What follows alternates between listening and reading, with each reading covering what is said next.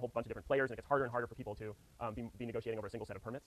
So some of it's about politics, which sector can influence more, which, the trucking industry, the coal industry had fallen under like the ability to be regulated from this acid rain thing over 20 years, but the trucking industry kept keeping away. They're like, you can't regulate our trucking. It's going to impose too many costs on too many different other parts of the economy.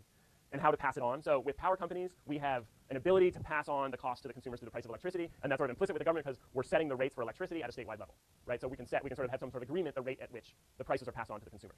With trucking companies, they're dispersed and they're negotiating, and there's all different, there's independent truckers and there's big companies. So the way that that's going to be born between the competitive forces of the market is different. We don't have a regulated price of trucking that the companies can be sure that's all moving up at the same time. So, and then there's this interesting graph at the beginning of the chapter thinking about how to do this government regulation, and this is skipping away to runoff off of land, which we talked about in the Salinas Valley lettuce case. But we can think about where our different types of regulation fall, right? So we have down here people getting damaged or aquatic ecosystems getting damaged, right? So this is like in the acid rain case or now in our nitrate case. We have some environmental science. You guys can graduate and do this stuff. Toxicology. We have, so ambient quality, we need those maps. We need maps of transport, right? So we need like GIS, we need geography. The other thing we don't need in here is epidemiology. I don't know if I always spell epidemiology wrong. Public health, right? So we have emergency room visits, we have children with asthma, we have premature deaths, maybe we have biodiversity loss, and then we have ways to study that are looking at what's the link to pollution, right? And then we have some sort of enforcement, monitoring, okay? And then up top, then we're going to get to regulation. So we have some pollution having a result down here, ways to measure it, ways to track it back to the sources. So some of the things we talked about is you can tax inputs. You can tax the polluting inputs. We talked in the Salinas Valley lettuce case. You can tax nitrogen versus water, or affect the price ratios. We could change what sort of coal people are using. Production processes. We can do technology standards, best available technology standards. We can have tailpipe emissions requirements. We can have trucks that require certain types of engines that are going to pollute less. We can tax the output. So this is like the very first day, tax output. Pigouvian taxes. Just have less produced. Let's have less coal electricity and more wind electricity by jacking up the price of coal electricity. Or let's have less lettuce in the Salinas Valley because it's the nitrate runoff is polluting. And then, a bunch of these are going to have some ability to clean things up. This would be abatement. So clean it up where it's being polluted. In the case of coal, this would be let's install a scrubber at the source. We're still going to have production, but we need to clean it up where it is. In terms of nitrate runoff, you're like, well, let's put a buffer back between us and the creek. Let's just, move the field back and plant a hedgerow so that there's something that goes through. Let's put a lagoon where the drainage water goes into a lagoon before it goes into a river. There's a whole bunch of different ways we can do it for nitrates that, they're off the table because we don't regulate agricultural pollution that way.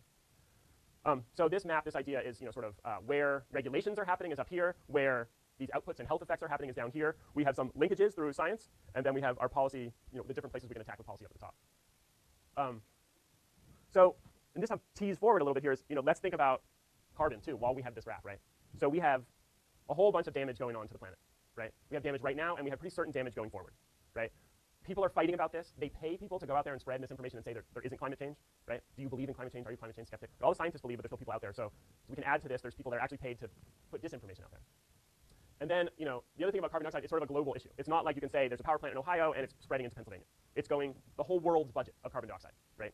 How this is born is how it's born by different parts of the world is a big issue. There's island states in the Pacific where they're going to get flooded out. There's those countries, there's low-lying cities of the world, they're going to get flooded out first. And there's different abilities to sort of handle the effects of climate change. So if we get to cleaning up carbon, taxing carbon, where are we going to be up here, right? We can tax, I guess I can't draw off the, we can tax carbon and affect the carbon fuel mix itself. We could say coal, oil, let's tax those and put the carbon into the price of gasoline.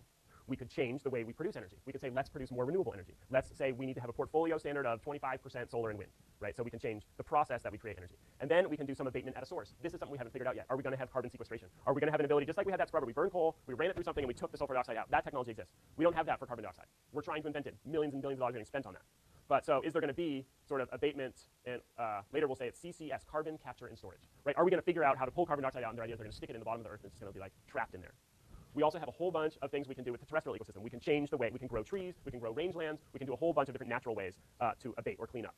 And can we create carbon markets? This is sort of a middle case here, where can we grow carbon into the ground? This is sort of thinking out loud. We'll get to a carbon part later, but while we're talking about these pollution taxes and stuff, we think about where can we get things efficiently among our different policy instruments, right? What's the efficient way to get to this point? We have different policies. We know where we want to get in terms of amount of pollution.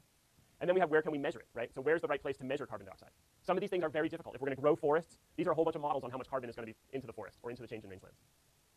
If we're going to change, carbon, it's so dispersed how it's polluted. Millions of different sources. We have it in agriculture. We have cows and dairy. We have millions of different transportation points. So we can measure it at power plants or at big refineries where big pollution is happening, but carbon's sort of embedded all throughout.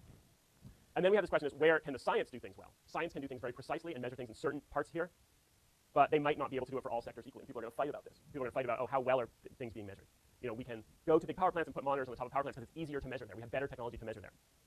The number of cows in a dairy, how much is coming from each cow, how much the lagoon of the dairy is just bubbling up by itself. It's a lot harder to measure these environmental effects. And then we have technology, and technology is changing, right? So if we needed to stop carbon pollution today, the way and the technology that we would double down on is different than how it's going to be in 5 years or different than how it's going to be in 10 years. So this is back again a pitch for tradable permits, but with tradable permits, however you're going to reduce sulfur dioxide in the future, it's still going to be reflected in the price of the permits. So we don't know where technology is now. We're investing so much money in different areas of carbon reduction, but some of them are going to pay off, some of them are going to work, some of them aren't. We have a whole bunch of different technologies, and we'll talk about this. There's a whole bunch of things we do right now to reduce carbon, and then there's a whole bunch of things that hopefully will come online later. Hopefully Elon Musk will make us a cheap electric car, and we can all drive electric cars soon. Right now it's $100,000, but if he has his way, it's going to be $30,000. So we're hoping that that's part of our future. So just last couple slides, this is the graph in chapter 12, and the point that they're making here is this is cleaning up nitrous oxides from power plants, a very steep abatement curve, and this is from transportation. They put cars, but I think they mean cars and trucks here. So there's an efficient point where they cross with a price per nitrous oxide pollution here, and power plants, in the argument of the book, only should have been required to clean up 2.7 million tons. And it would have been cheaper to have cars clean up the rest. This is the total amount of pollution that we need to get to, and it would have been better if we had done an efficient point at 2.7 million tons to power plant, and the rest being borne by transportation. It would have been cheaper. But the regulators picked in these clean air rules that I talked about, how do I get this thing to go away? The regulators picked 6.7 million tons that needs to be borne by the power plants. So in the textbook, we have a dead weight loss triangle. So this is sort of blown up just in this area. This would have been the efficient point. Our dead weight loss triangle is here. If we're in a Coasian world or sort of a trading world, let's say, the power plants could be buying reductions from cars and transportation and trucks to get, they're paying up here at this really high cost for a reduction. Trucks and cars could be producing that abatement at a much lower cost. And so could power plants be making a payment to trucks? Could power plants be paying trucks to change their technology? Could they be buying cleaner trucks for the trucking companies? Because so much of this cost is being borne by power plants that could have been borne more cheaply down here. Could we get back to this point? It's not, in the case, in the case of we're at, the federal government has just decided power plants are going to clean up this much. But there's a whole bunch of different sectors that are involved. All right, that's it for today. Again, the next lecture after spring, have a great spring break. I'll put up the problem set. I hope you don't work on it, but it'll be there. The next lecture after spring break I won't be here, and I'll put it on webcast. It'll be about enforcement, and I will see you the Thursday after.